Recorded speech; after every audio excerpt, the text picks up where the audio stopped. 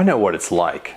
Sometimes you're like, man, this bank account just has too much money in it. God, flexing on Instagram gets so much harder as the guns get better and better. How will the rest of the world know that I have discerning taste? Well, luckily for you, there's the Staccato C2. Out of the box, it's ready to flex on Instagram. It says I'm better than you to strangers without saying anything at all. Are you ready? Stand by. Welcome back to the Humble Marksman channel. I'm David and this is the Staccato C2 optics ready. And before we go any further, this is a buddy's gun, so it's wearing his optic. You notice there is no front sight and no rear sight, which you would traditionally expect to see on a Staccato C2. And you'll notice that he did a gumsmith job in taking the grip off of the front of the gun so that he could move his finger to get to the mag catch for reloads. Now, none of those modifications make the gun any more deadly, but the big brain people over at YouTube think they do, so I'm just gonna go ahead and leave this video as unmonetized. So if you wanna support this kind of content, go over to my Patreon page and sign up. That's the best way to do so. And if you want more content featuring the C2, I used it in the Dream Gun Shootout, a video where I pitted this gun against the Langdon LTT RDO and the Walter Q4 SF. So this is the review video kind of filling out the lineup of those pistols featured in that video. So rather than just kind of read a bunch of specs to you and all this kind of stuff, there are basically three questions that came to my mind, so I figure that you're probably going to have them too, so we'll attempt to answer them. Is the 2011 platform of pistols better than something more basic like a CZ75, a Glock that's been tricked out, all that? It's very expensive, so is it worth it? And how does the C2 stack up against the other wide-body 1911 builders on the market? So those are the questions that I'm going to look at, and we'll talk about all the stuff that the gun comes with first and foremost. As far as a bit of history as the gun is concerned, because I will probably mess up and call it an STI at some point in the video, Staccato is the rebrand of STI, which is a company based out of Georgetown, Texas. It's a little town just north of Austin, so hooray for Texas. Staccato represents the more defensive-oriented branding of these types of guns, whereas previously STI had a focus on competition. Staccato very much is focused on institutional use, getting these in the hands of like law enforcement and military. And if you just Google search, you'll see a lot of old threads on the internet, and please don't judge the Staccato based on bad old information about, oh, my STI won't run, the magazines need to be tuned, blah, blah, blah. The first thing Staccato did when they came in is they revamped the magazine. So this is the 16-round magazine that comes with the Staccato C2. It actually comes with three 16-round magazines, and the magazines are absolutely top shelf. Now, they are a true double stack that taper to a single round, and that's nice because it makes reloading them like ridiculously easy, because it's basically coming to like a 1911 thickness at the tip, but you have this gigantic cavernous mag well on the grip. And it is very easy to strip magazines from the bottom if you needed to. So is the gun reliable? Well, one thing, if you're familiar with shooting 9mm 1911s and 5-inch model, you know that the 9mm cartridge has a hard time cycling the slide. You have to use a reduced power recoil spring. So Staccato got around that by making the slides that were on offer generally shorter. This is a 4-inch model, roughly the size of a Glock 19. And their full-size model is only 4.5 inches because it puts less mass on the slide so that the 9mm doesn't have as much problems. As far as how the gun actually works, it is three pieces. So there's the slide assembly like you would see on any gun. There is the frame assembly, which is basically a metal piece that is right there. And then there's a grip assembly that kind of bolts onto it and has the mainspring. Now, the grip that comes on the C2 out of the box is a polymer grip, which is a good and bad thing. It makes the gun be super light, and since this gun's mission is concealed carry, it's only 27 ounces, and it's way easier to shoot than a 23-ounce Glock 19 pistol. And because it is so small, it's actually pretty easy to carry. It's got a little bit of a bobbed tail straight out of the box, so if you were to carry this, it wouldn't grab your garment super bad. So the gun costs a lot. Is the gun better? Yes and no. So the base price for this gun out of the box, and it will come with a very fine pistol rug, 3 magazines, no optics plate. You'll have to spend about $150 on the optics plate. So for rounding purposes, we will call this a $2,500 pistol. So is this better than the alternatives that cost about half as much? Maybe the Shadow 2, the Walter, all those types of guns that are approximately half as much. Kind of. The biggest benefit of a 2011 is the trigger. There is no way around it. The 2011 trigger is the gold standard that all other triggers are measured against. The reason I say that is the trigger is reasonably light and super short. So just putting my finger on the trigger takes all the slack out of the trigger, and I am on a very firm wall.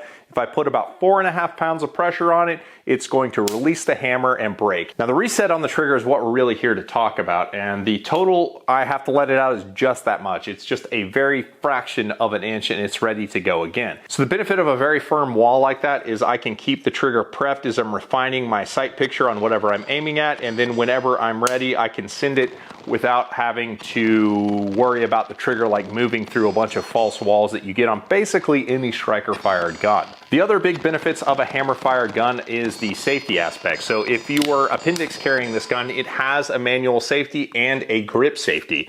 So you can use this in an appendix carry holster very, very safely, which means reholsters in the dark, reholsters while seated. You can put your thumb under the safety or hold the hammer back, hammer check the gun, and insert it into a holster no problem, which is a great feature. Some of you are gonna scoff at me and say, that's stupid, I'll just stand up and reholster. And if that's what you plan on doing, then good on you, but I like to have the flexibility myself of a hammer fired weapon. Other people are going to view the safety as a downside, but it is more of an expert's weapon, meaning somebody who is going to practice a lot to where the safety is not going to get in the way.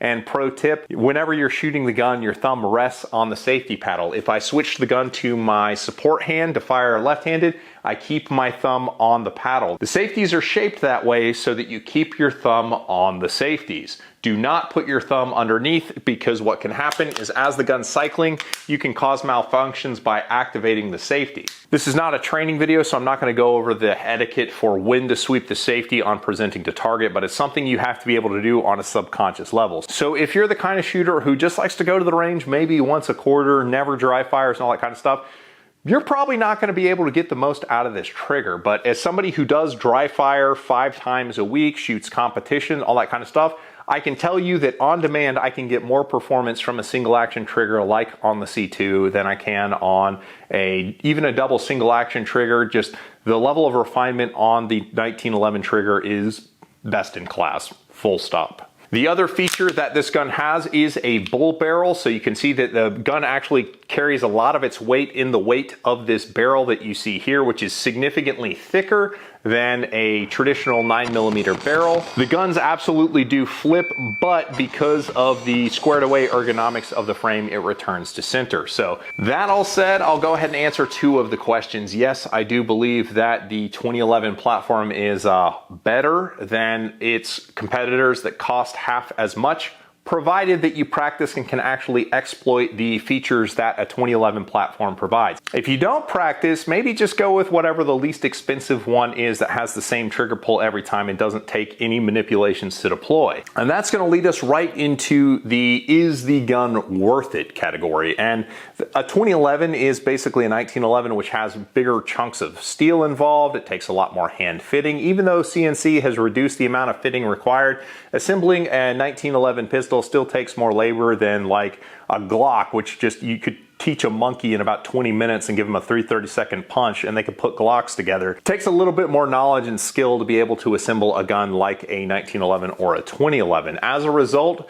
since it uses more forged steel and not as much stamped steel, the price on pretty much everything is going to be more. A bull barrel is a feature that is super premium and not available on most guns. You'll begin to understand that it uses a lot of premium features, and that's kind of why the guns are so costly. So all of that to say, when you make something that is more complex out of more expensive material, the price is naturally going to cost more. Now, price is what you pay and value is what you get. Considering you can't really get one of these, there's only one other pistol in this category that costs less. It would be like the Bull Armory Viper series. Those are in the same ballpark as these guns, but still also very expensive. The gun actually does represent a good value because it's kind of the middle stepping stone, and the prices go up significantly from where this is at. Which leads us to our final category, is how does the STI 2011 stack up in the field of other guns? Now, while the Staccatos are very well made, they're not quite on the same level as like a custom 1911 builder, and I'll say that for a couple reasons. Number one, this is built to kind of a duty specification, and it is built to a price point to a limited extent.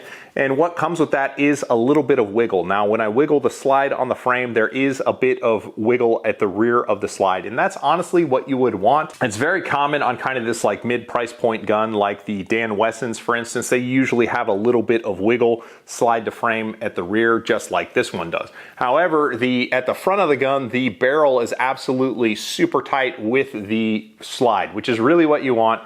And as a result, I was able to print itty bitty groups with this gun. The grip is very well sculpted, very well made for a polymer grip if that's your thing. I personally really like the grip that they have, and I wouldn't look at changing it, but you have options to go to like steel or aluminum or something like that if that's more your speed. So given the mission of this gun, I think the grip is appropriate. But where the gun loses major points is going to be in the trigger. Now, the STI trigger for a 2011, now keep in mind as I say this, you're going to hear me say that it has not a very good trigger, and you're going to go crazy. This is not a very good trigger compared to like a Glock. It's way better than pretty much all of the striker guns that are out there. This is on a spectrum going to like $10,000 race guns. So on that spectrum, this trigger is okay. It's ho-hum at best. And the reason I say that is while the throw of the trigger is very short, I get on the wall and I stay on the wall and there's a good bit of creep. You see that my trigger finger just moved? There's a good bit of creep before the trigger releases. It's also set up very heavy, which is unusual for a 1911 style trigger. Usually at kind of this price point, you've got a 4 pounds like a glass rod braking, or you have something less like a 2-pound trigger, which is more what I'm accustomed to on my race gun. So the trigger on the C2, it needs work out of the box if you want it to be all that it can be. Whether you want to keep it at a 4.5-pound trigger weight or you want to drop it down to be something more accustomed to what's on your race gun, it's gonna need some work. But the beauty of the 2011 platform is you can really make this thing your own. Next to maybe a Glock, there are more accessories for this pattern of pistol than pretty much any of the other ones out there. So where do I land on the Staccato C2 pistol? I really like it. I would buy one if they weren't $2,500, and I probably will buy one eventually. I love the fact that they're in Texas. I love the fact that they're American made. I love the way the guns shoot. It is the same pattern as my race gun, so I'm a really big fan of what Staccato did with the C2. I think it's a good value. I really like it, and I'd be curious to try the other versions that they have. So now's your chance to sound off in the comments. What is your experience with the Staccato, and would you consider switching to a single action only gun for carry? Sound off in the comments below. If you've made it this far, you can check out this video on the Bull Armory Ultimate Racer, which is my race gun, and YouTube thinks you'll enjoy these. I appreciate you, and I'll catch you on the next one.